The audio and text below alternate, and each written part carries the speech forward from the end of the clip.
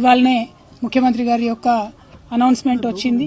ఎందుకంటే అందరూ కూడా ఒకసారి మళ్ళీ అప్లికేషన్లు పెట్టుకోండి, సంక్షేమ పథకాలు అందాలి అంటే అని చెప్పి ఇవాళ ఒక కార్యక్రమాన్ని మరి ప్రభుత్వం ప్రారంభించడం జరిగింది. సో 2-3 అంశాల పట్ల గ్రామాల్లో ఇంటరాక్ట్ అవుతున్నప్పుడు ప్రజలు వ్యక్తం చేసినటువంటి అనుమానాలను గౌరవ ముఖ్యమంత్రి గారి దృష్టికి తీసుకెళ్లడానికి నేను మరి తెలియజేస్తా ఉన్నాను. ప్రధానంగా ఇప్పటికే తెలంగాణ రాష్ట్రంలో 44 లక్షల మందికి మనం పెన్షన్లు ఇస్తా ఉన్నాం. ఈ 44 లక్షల మందికి మీరు ఎన్నికల సమయంలో చెప్పినట్టుగా ఇప్పుడు 2000 వచ్చే వారందరికీ ఎటువంటి అప్లికేషన్ లేకుండా డైరెక్ట్ గా 4000 ఇచ్చేటటువంటి అవకాశం మీకు ఉన్నది. మరి దాన్ని ఎందుకు సద్వినియోగపరచుకుంటలేరు? ఇప్పుడు 44 లక్షల మంది ఎవరైతే ఆల్రెడీ పెన్షన్లు పొందుతూ ఉన్నారో మళ్ళా వాళ్ళందరూ కూడా దరఖాస్తు చేసుకుని తెలంగాణలో ప్రతి గ్రామంలో మళ్ళా అందరూ లైన్లు కట్టేటటువంటి పరిస్థితి ఎందుకు తేవాలి? ఇప్పుడు ఆల్రెడీ ఉన్నటువంటి 44 లక్షల మందికి యథాతథంగా పెంచి 4000 రూపాయలు ఏదైతే మీరు పెన్షన్ అని చెప్పిండ్రో అది జనవరి 1వ తారీఖు నుండి జమ చేయవలసిందిగా మేము ప్రభుత్వాన్ని విజ్ఞప్తి చేస్తా ఉన్నాం. ఎందుకంటే ప్రజల మధ్యలో గ్రామాల్లో తిరుగుతూ ఉంటే ప్రజలు అదొకటి కోరిండ్రు. రెండవ అంశం, బీఆర్ఎస్ కి కాంగ్రెస్ కి పెద్ద తేడా లేదు. దాదాపుగా 2% లోపలనే ఓటు శాతంలో మరి ప్రభుత్వంలోకి ఇవాళ కాంగ్రెస్ పార్టీ వచ్చింది. బీఆర్ఎస్ ప్రభుత్వం ఆనాడు ఎన్నికల్లో చెప్పింది ఏంటంటే అధికారంలోకి వచ్చిన వెంటనే మొదలు రేషన్ కార్డులు మంచిగా చేసుకుంటామని చెప్పినాం. ఇవాళ కాంగ్రెస్ ప్రభుత్వం వచ్చిన తర్వాత మరి గౌరవ ముఖ్యమంత్రి గారు ఉన్నటువంటి రేషన్ కార్డులకే పథకాలు ఇస్తా అని చెప్పడం చాలా విడ్డూరంగా ఉంది. ఖచ్చితంగా మొదలు రేషన్ కార్డులు అందరికి ఇస్తే, ఇచ్చిన తర్వాత పథకాలు ఇస్తే అప్పుడు అందరికీ కూడా పెద్ద ఎత్తున లాభం జరుగుతుంది.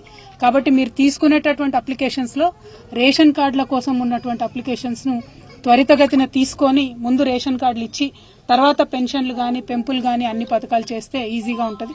ఒకటి, ఆల్రెడీ పెన్షన్ వచ్చే వాళ్లకు 4000 డైరెక్ట్ గా వేసేటటువంటి సౌలత్ ఉండి కూడా ప్రభుత్వం ఎందుకు జాప్యం చేస్తా ఉందనే ప్రశ్న వస్తుంది. రెండవది, రేషన్ కార్డులు ఎందుకు తక్షణమే ఇవ్వడం లేదు, రేషన్ కార్డుల విషయంలో రకరకాలుగా ఎందుకు చెప్తున్నారు అనేటటువంటి రెండవ ప్రశ్న వస్తా ఉంది. మరి మూడవది, రైతు బంధు ఇంకా పడలేదనేటటువంటి చర్చ గ్రామాలలో జరుగుతూ ఉంది. దాని పట్ల కూడా ప్రభుత్వం సానుకూలంగా స్పందించాలి. అదేవిధంగా మరి మొత్తం అప్లికేషన్ ఇవాళ చూసినట్టయితే నిరుద్యోగ భృతి గురించి ఎక్కడా కూడా చెప్పలేదు. మరి యువతలో గ్రామాలలో చర్చ జరుగుతూ ఉంది. నిరుద్యోగ భృతి 4000 ఇస్తామని చెప్పిన కాంగ్రెస్ పార్టీ మరి ఎందుకు అప్లికేషన్ లో నిరుద్యోగ భృతికి సంబంధించినటువంటి కాలం పెట్టలేదు అనేటటువంటి చర్చ కూడా జరుగుతూ ఉంది. సో కొత్త ప్రభుత్వం వచ్చింది, ఖచ్చితంగా సమయం పడుతుంది, అందులో అనుమానం లేదు.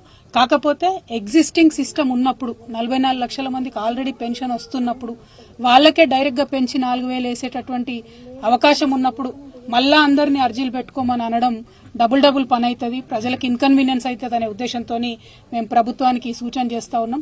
ఇప్పుడు వచ్చేటటువంటి వారందరికీ యథాతథంగా జనవరి 1వ తారీఖు నాడు మీరు పెన్షన్ పెంచి 4000 వేయాలని విజ్ఞప్తి చేస్తా ఉన్నాం.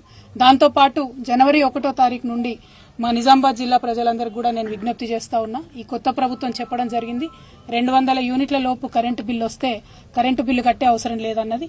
నిన్ననే కాంగ్రెస్ పార్టీ నుంచి మరి పెద్దలు వేం నరేందర్ రెడ్డి గారు కూడా అట్లానే ఇంకెవరో చెప్పినట్టున్నారు బిల్లు కట్టే అవసరం లేదని. మరి జనవరి 1వ తారీఖు తర్వాత కరెంటు బిల్లు కట్టకుండా 200 యూనిట్లు వచ్చేటటువంటి మన సోదరులందరూ కూడా కరెంటు బిల్లు కట్టకుండా ఉండండి. ఎందుకంటే అవకాశం ఇస్తామని ప్రభుత్వం చెప్తుంది, ప్రభుత్వం తరఫున కరెంటు బిల్లు కట్టే అవసరం లేదని చెప్తా ఉన్నారు. కాబట్టి కట్టకుండా ఉండండి. ఎందుకంటే మళ్ళా అప్లికేషన్లు మళ్ళా అంటే లేట్ అవుతుంది. కాబట్టి వారు ఇచ్చినటువంటి పథకమే, వారి పార్టీ నుండి వచ్చినటువంటి స్టేట్మెంటే. కాబట్టి దీన్ని సద్వినియోగం చేసుకోవాల్సిందిగా నిజామాబాద్ ప్రజలందరినీ కూడా నేను కోరుతూ